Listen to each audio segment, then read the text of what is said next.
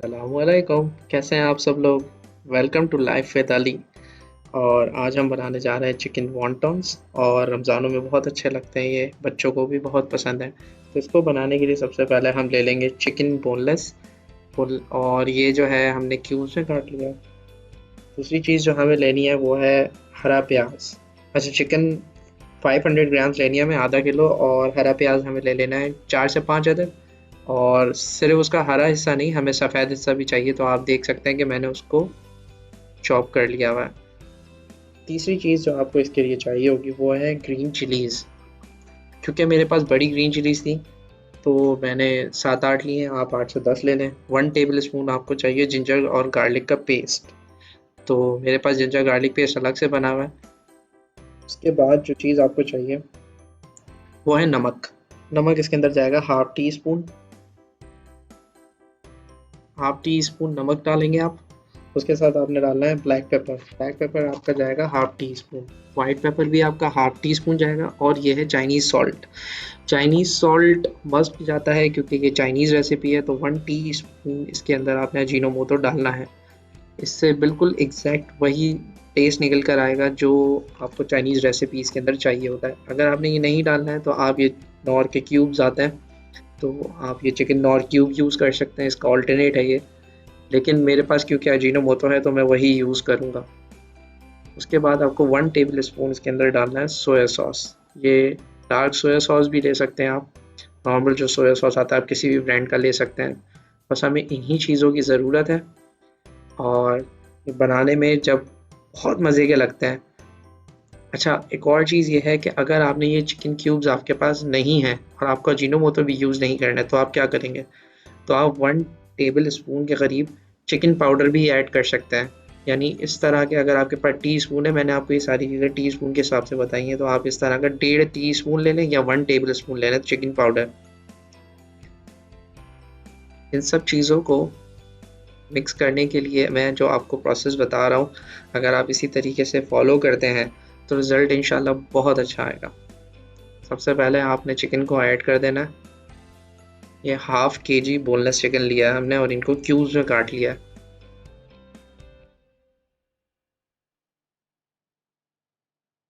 उसके बाद हमारा जो हरा प्याज है वो हम ऐड कर देंगे।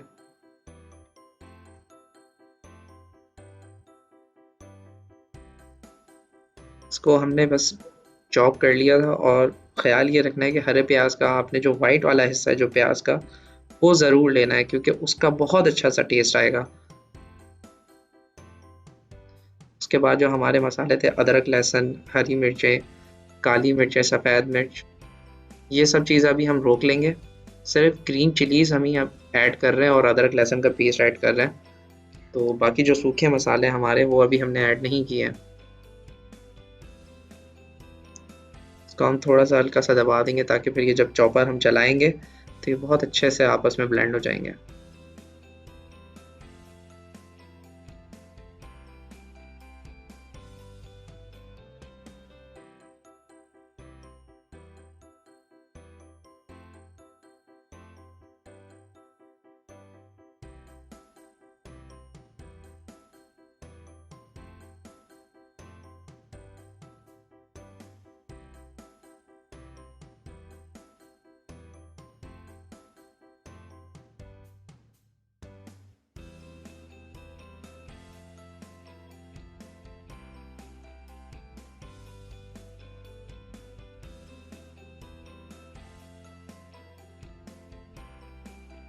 तो आपने स्पैचुला या फिर स्पून की मदद से जो है इसको हल्का-सा जो है आपने मिक्स कर देना अच्छे से, ताकि चिकन इक्वली और जो आपका हरा प्याज़ है वो और अदरक लहसुन ज़रा अच्छे से आपस में मिक्स हो जाएँ, ग्रीन चिलीज़ वगैरह सारी चीज़ें। क्योंकि होता ये है कि वो किनारों पे चिपका रह जाता है तो फिर वो सही से मिक्स नहीं हो पाता है, तो आपने उसको अच्छे से हिला देना है एक दफ़ा और फिर दोबारा आपने उसको मिक्स करना है।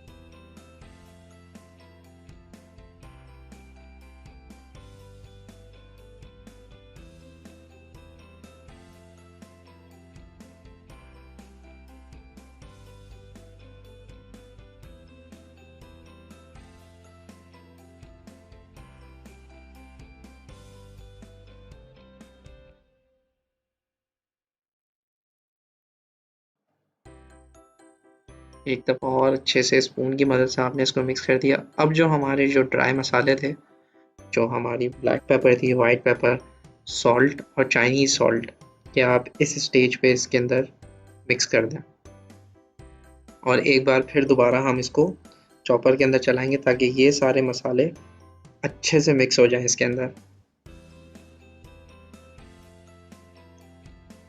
आप देख रहे होंगे कि अभी तक मैंने इसके अंदर सारे जो ड्राई इंग्रेडिएंट्स हैं वो मैंने स्लो स्लो करके डाले हैं। अभी तक हमने इसके अंदर सोया सॉस नहीं डाला है। सोया सॉस हम सबसे आखिर में मिक्स करेंगे इसके अंदर, क्योंकि वो वेट इंग्रेडिएंट है तो उसको मिक्स होने में इतना ज़्यादा टाइम नहीं लगेगा। इसका रीज़न ये है कि जो चॉपर के अंदर आप अभी चिकन को और जितने भी आपने ड्राई इंग्रेडिएंट्स जो अभी मिक्स किए हैं आपने, तो अगर आप सोया सॉस डाल देते तो वो सब कुछ जो है ना वो फिर थोड़ा मैसी सा हो जाता है और वो ज़रा सही से चॉप भी नहीं होता है। वो फिर चिकन जो है ना वो बॉर्डर्स के साथ ही घूमता रहता है और वो सही से चॉप होने में जो है ना उसको बहुत मुश्किल होती है कि, तो अगर आप लोग इसी तरीके से फॉलो करेंगे तो बहुत अच्छे से चिकन भी आपका चॉप हो जाएगा और जितने भी मसाले हैं आपके वो चॉपर के अंदर ही सही से मिक्स हो जाएंगे। तो इसको मसाले को निकालने के बाद आपको फिर दोबारा हाथों की मदद से मिक्स करने की ज़रूरत नहीं पड़ेगी।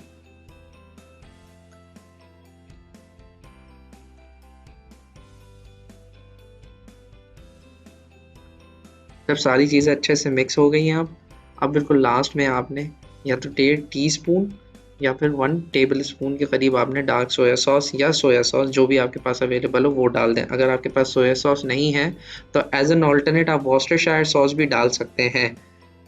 उससे कोई ख़ास फ़र्क नहीं पड़ेगा, लेकिन सोया सॉस का एक अपनी टेस्ट होता है और जो जेन्युइन रेसिपी है उसके अंदर इसी तरीके से सोया सॉस का ही टेस्ट आता है चाइनीज़ खानों में।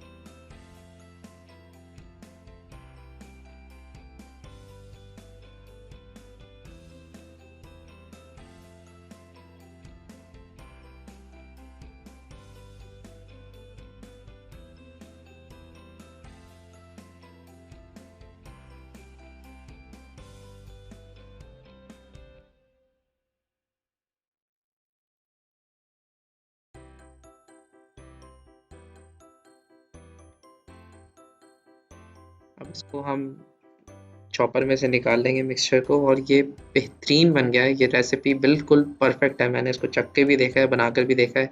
इसमें और किसी मसाले की ज़रूरत है नहीं। अगर आपने इसको थोड़ा सा और स्पाइसी करना है तो आप इसके अंदर 2 से 3 ग्रीन चिलीज़ और ऐड कर सकते हैं। वैसे मैं रिकमेंड नहीं करूँगा, बच्चों के लिए, बड़ों के लिए, हर किसी के लिए ये टेस्ट बिल्कुल परफेक्ट है। थोड़ा ज़्यादा अगर स्पाइसी करेंगे आप तो ये आपकी अपनी मर्ज़ी है। बाकी और किसी भी चीज़ की इसके अंदर ज़रूरत नहीं है। अगर आप देखना चाहें तो जो टेक्सचर है हमारे मिक्सचर का, अगर आप देखें तो जितनी भी चीज़ें हमने ड्राई आइटम्स को पहले जो चॉप किया था तो वो आप देख सकते हैं कि इतना ज़्यादा चलाने के बावजूद भी वो कहीं-कहीं हमें दिख रहे हैं। और चिकन की जो आप देख रहे हैं, चिकन बिल्कुल मैश हो चुका है। अगर आप ऐसे हाथ पे लगा कर देखेंगे तो ये बिल्कुल मैश हो चुका है। बिल्कुल इसी कंडीशन के अंदर आपने इसको रखना है और ये बिल्कुल ड्राई होना चाहिए, इसको वेट नहीं होना चाहिए, वरना क्या होगा कि आप जो अपनी मांडा पट्टी के अंदर जब इसको असेंबल करना शुरू करेंगे तो अगर आपका चिकन पानी छोड़ेगा या आपके जो ड्राई इंग्रेडिएंट्स हैं, जो आपने सब्जियां वगैरह डाली हैं, वो अगर गीली होंगी या पानी छोड़ेंगी तो उसकी वजह से जो आपका वॉन्टन है वो थोड़ा सा स्टिकी सा हो जाएगा। तो फिर वो उसमें इशू ये होता है जब आप असेंबल करते हैं तो वो थोड़ा सा टीयर हो जाता है, फिलिंग बाहर आ जाती है। अब मैं आपको दिखा देता हूँ कि जो नॉर्मल रोल बनाने वाली हमारे पास मांडा पट्टी होती है, अगर आप नॉर्मल किसी भी हलवाई की शॉप पे जाएँ, किसी भी बेकरी की शॉप पे जाएँ, आपको ये ईज़िली अवेलेबल होगा जहाँ पे रोल और समोसे वगैरह बनते हैं। आप उनसे कहें तो ये रोल बनाने वाली पट्टी है, जिसमें कच्चे कीमे के समोसे भी बना सकते हैं आप इससे चाइनीज़ रोल्स भी बना सकते हैं। इसको अगर आप 4 दफ़ा 2 दफ़ा फ़ोल्ड करेंगे आप इसको, पहले बीच से और फिर दोबारा, तो ये जो साइज़ है ये बिल्कुल परफ़ेक्ट साइज़ होता है किसी भी वॉन्टॉन के लिए। तो अब मैं आपको दिखा देता हूँ कि इसकी कटिंग किस तरीके से करनी है हमने। कटिंग कर लेंगे इसको, फिर उसके बाद मैं आपको 3 से 4 टाइप के अलग-अलग फ़ोल्डिंग्स दिखा दूँगा। फिलिंग हमारी बिल्कुल सेम रहेगी, बस फ़ोल्डिंग्स का फ़र्क है। तो वो फोल्डिंग हम आपको 3 से 4 दफ़ा करके अलग अलग मैं आपको बिल्कुल सेपरेटली आराम से शो करूँगा। ये आपने मांडा पट्टी ले लेनी है और इसको जो है निशान लगाने के लिए आपने ये करना है कि इसको आपने आहिस्ता से सेपरेट कर लेना और इसको एक दफ़ा सेंटर से फोल्ड दे देंगे हम। जब एक दफ़ा आप सेंटर से इसको फोल्ड देंगे तो आपने इसको कॉर्नर से अच्छे से प्रेस करना है ताकि एक लाइन जैसी बन जाए, तो आपको उसमें आसानी होगी काटने के लिए। उसके बाद आप इसको डबल फोल्ड जब करेंगे तो उसके बाद आपने सेम प्रोसीजर फॉलो करना है। बिल्कुल उसी तरीके से आपने उसको वापस खोलना है और फिर दोबारा उसके ऊपर निशान लगा लेना है। फिर उसके बाद आपने इसको कटर की मदद से या नाइफ़ की मदद से, जिस भी तरीके से आप चाहें, तो कोशिश ये करनी है कि जो भी आप चीज़ यूज़ कर रहे हैं वो अच्छे से शार्प होनी चाहिए।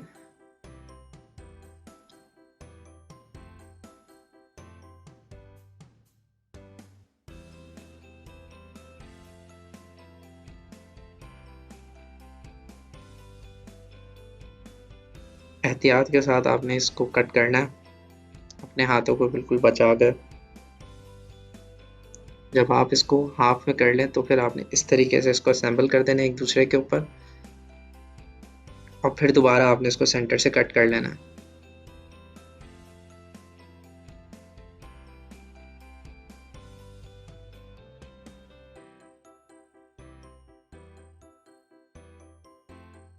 See, that's it.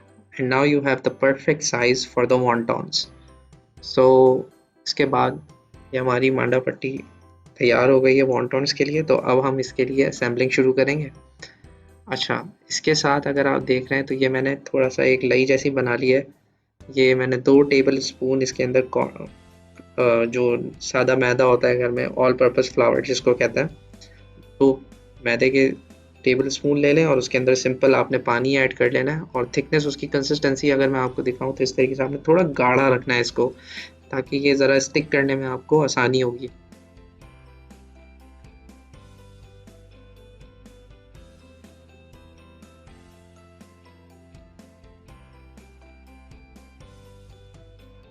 अच्छा, अब आपने अपना पहला मैं आपको पहला शेप सिखा देता हूँ। इसमें 3 से 4 तरीके से बन सकते हैं। सबसे पहले आपने ये करना है कि जिस तरीके से मैं आपको बता रहा हूँ कि आपने इसको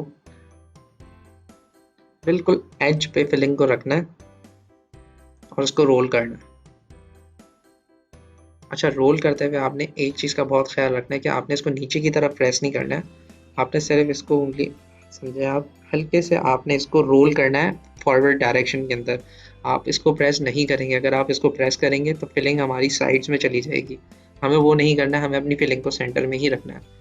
जो आपने लई बनाई थी वो आपने लेना है और इस तरीके से आपने एज को मिला देना है। इसको थोड़ा सा आप प्रेस करेंगे और थोड़ी देर पकड़ के रखिए इसको, तो फिर यहाँ पर स्टिक हो जाएगा। अगर आपको स्टिक करने में मुश्किल हो रही है, उसका मतलब ये है कि आपने जो लाई बनाई थी वो थोड़ी सी थिक है, तो आप उसके अंदर थोड़ा सा मैदा और मिला लें, उसको थोड़ा सा और थिक कर लें, तो ये आराम से स्टिकी बन जाएगा। फिलिंग देखें आपकी बिल्कुल आराम से आपकी सेंटर में आ गई है। अगर आप चाहें तो इसको सेंटर से इस तरीके से प्रेस भी कर सकते हैं, वैसे इस शेप के लिए नेसेसरी नहीं है। मैं आपको एक और बनाकर दिखा देता हूँ।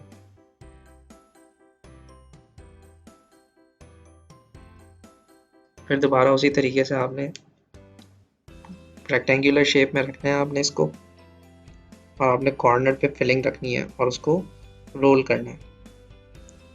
फॉरवर्ड डायरेक्शन में रोल करेंगे और एज पे बिल्कुल जाकर इसके थोड़ा सा आपने अपनी फिलिंग लगा देनी है मैदे की।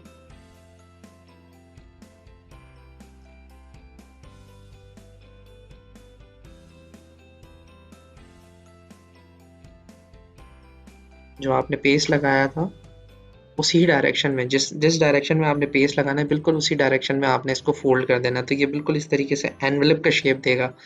इस शेप का एक फ़ायदा ये है कि जब आप इन सारे वॉन्टॉन्स को बनाकर स्टोर करते हैं तो ये एक दूसरे के साथ बहुत आसानी से आ जाता है और जगह बड़ी कम घेरते हैं।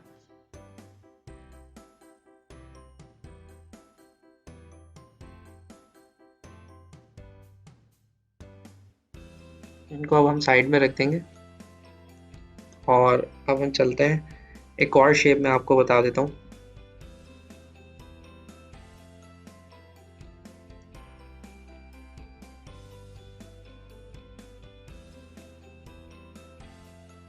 अब आपने आपकी फिलिंग लेनी है और इसको इस टाइम पे आपने कॉर्नर पे नहीं रखना है, इसको स्क्वायर शेप में रखना है आपने। और उसके बाद आपने ये करना है कि आपने लेना है ये लई। ये लई लेने के बाद आपने ऊपर से एजेस के ऊपर अच्छे से लगा देना है।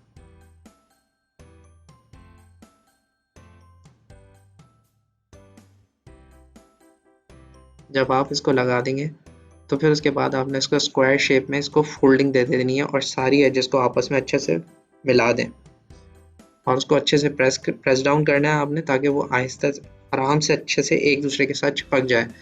जब वो चिपक जाएगा फिर उसके बाद आपने फिंगर की मदद से जो है हल्का सा सेंटर से उसको, आपकी जो फिलिंग है उसको फोल्ड दे देना है।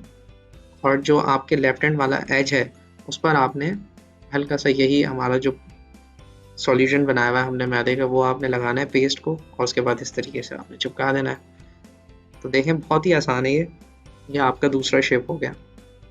ये देखिए नीचे से भी ये इस तरीके से, इसमें ये है कि फिलिंग जो है ना आपकी नीचे की तरफ रहनी है और जो आपकी मांडा पट्टी है वो ऊपर की तरफ रहेगी।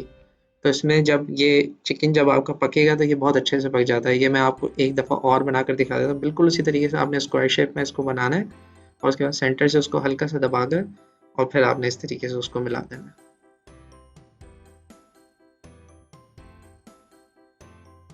ये देखिए बहुत ही आसान है।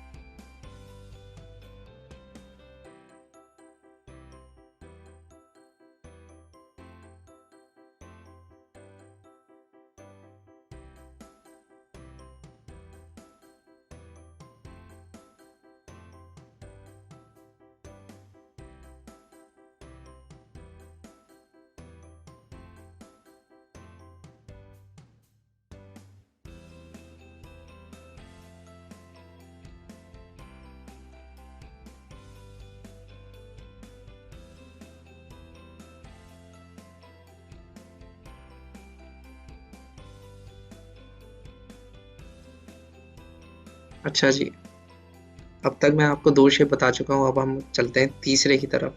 आपने जैसे आपने पहली वाली शेप बनाई थी तो उसको रेक्टेंगुलर शेप में आपने रखकर और इस बार आपने ये करना है कि आपने जितनी भी सारी एजेस हैं उसके ऊपर अच्छे से वो सारा पेस्ट लगा लेना है। और दोबारा से जो आपकी फिलिंग है वो आपने सेंटर में ही रखनी है। और पिछले वाले से डिफरेंस ये है कि उसको जब आपने फोल्डिंग दी थी तो वो स्क्वायर शेप में दी थी, लेकिन जब आप इस बार फोल्डिंग देंगे इसको तो आपने इसको ट्रायंगुलर शेप में फोल्डिंग देनी है। अच्छे से एजेस के ऊपर जो आपने मैदे का सॉल्यूशन बनाया वो लगा लें।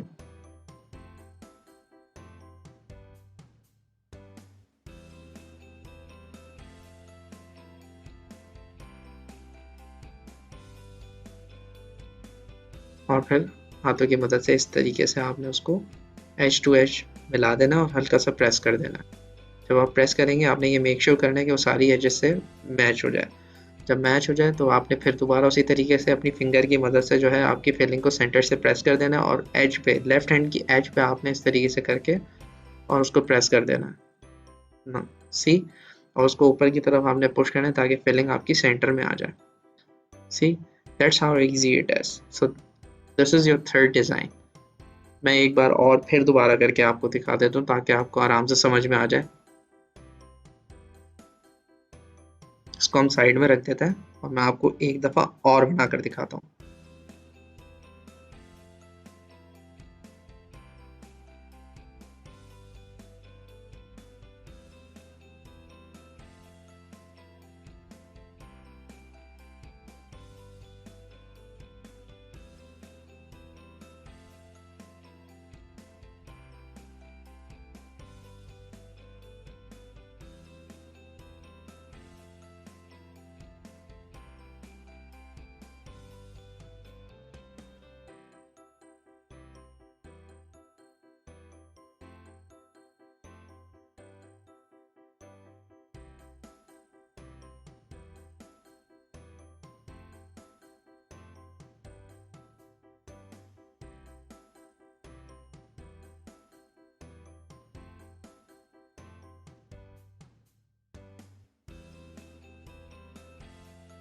ये हमारा चौथा डिज़ाइन है।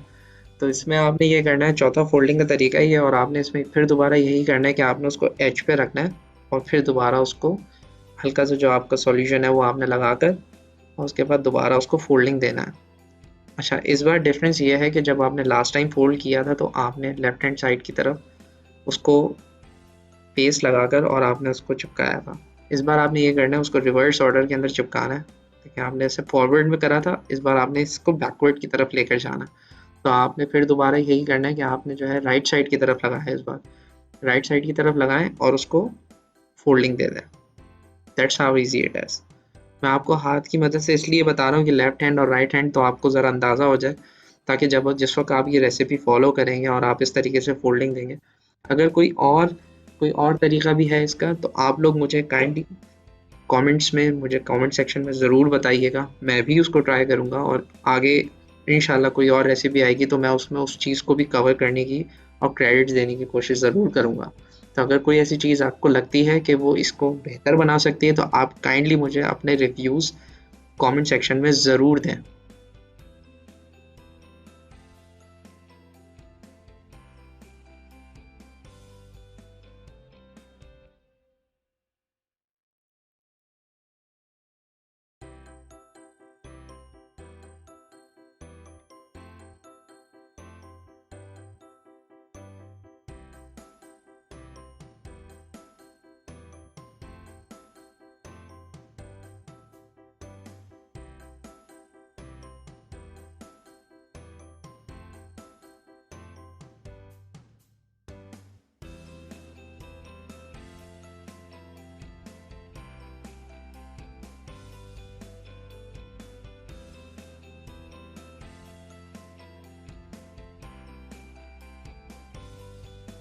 तो ये देखें, मैं आपको करीब से भी दिखा देता हूँ। ये जो हमने लास्ट में बनाया था ये वो वाला शेप है, और मैं आपको एक साथ रखकर भी दिखा देता हूँ सारे शेप जो मैंने आपको दिखाए हैं। आप लोग ये recipe as it is try करिएगा। अगर आपके पास चिकन की क्वांटिटी ज़्यादा है तो जो चीज़ें मैंने आपको बताई हैं आप उसको डबल कर दें, सिंपल। और अगर आपके पास क्वांटिटी कम है तो आप उसको हाफ़ कर दें। लेकिन जो चीज़ें आपको जिस तरीके से बताई हैं, आप उसी तरीके से अगर इसको डालते हैं तो इंशाल्लाह आपको ये रेसिपी बहुत पसंद आएगी, और आप रेगुलरली इसको जो है बच्चों के स्नैक्स के लिए और अफ्तारी का अपना पार्ट बनाएंगे। ये देखें।